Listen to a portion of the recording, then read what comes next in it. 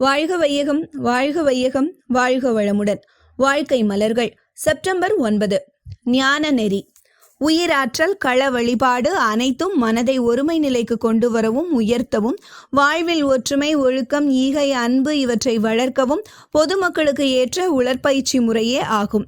பக்தி வழியில் இவையெல்லாம் அவசியமே. பக்தி வழி இல்லாது போனால் சிறு குழந்தை முதல் சிந்தனை ஆற்றல் பெருகும் வரைக்கும் மனிதன் நல்ல செயல்களிலேயே பழக்கம் பெற தீய செயல்களிலிருந்து விடுபட வழி இல்லை.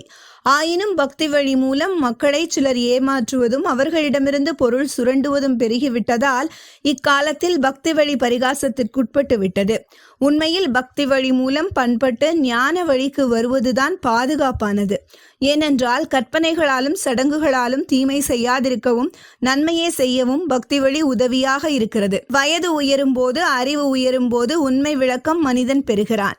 அப்போது அவனிடம் இருக்கும் பழக்கங்கள் அவன் கண்ட விளக்கத்திற்கு ஒத்து இருந்தால்தான் அறிவு முழுமை பெற எளிதாக இருக்கும்.